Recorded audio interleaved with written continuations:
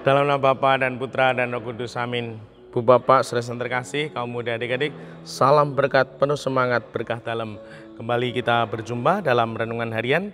Hari ini Selasa 4 April 2023. Selasa dalam Pekan Suci. Kita akan mengambil dari Injil Yohanes bab 13 ayat 21 sampai 33, dilanjutkan ayat 36 sampai 38.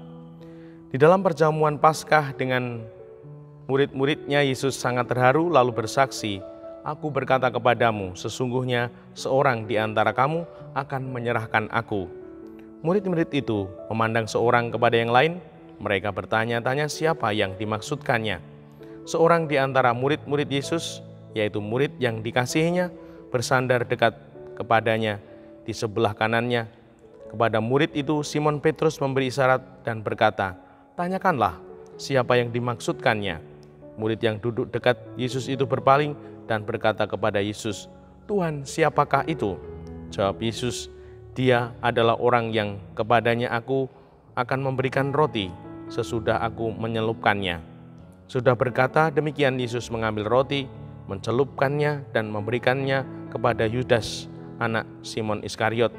Dan sesudah Yudas menerima roti itu, ia kerasukan iblis.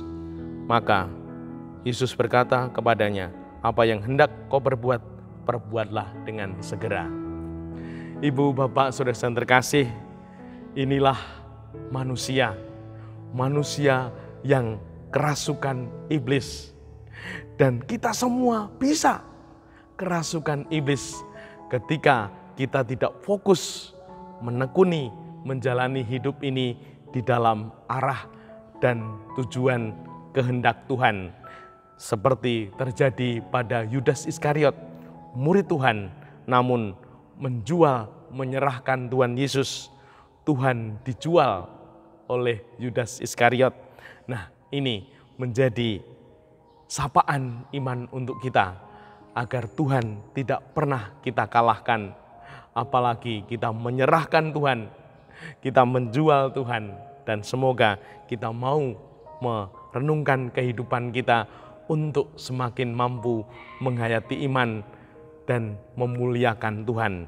Yang pertama, semoga Tuhan Yesus tidak pernah kita kalahkan, atau Tuhan Yesus dikalahkan oleh apapun, oleh kepentingan apapun, oleh kegiatan apapun. Nah, semoga menjadi renungan kita. Seringkali kita kalahkan Tuhan.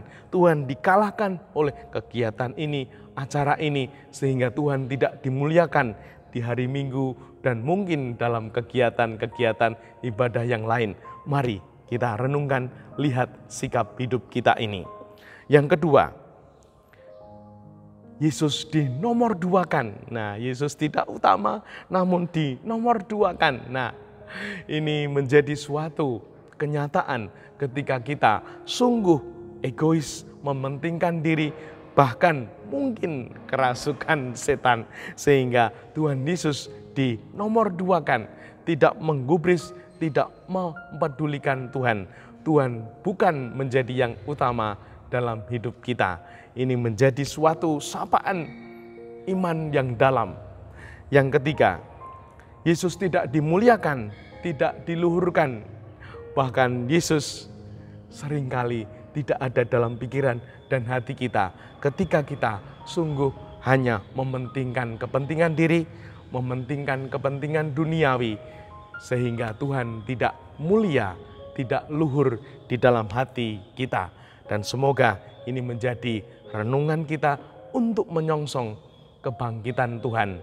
Dan semoga kita mampu dengan jujur melihat hidup iman kita, agar kita mengalami pertumbuhan iman. Dan semoga iman kita makin tangguh, menjadikan Tuhan yang utama, pertama, dan luhur mulia. Dimuliakanlah Tuhan kini dan sepanjang masa.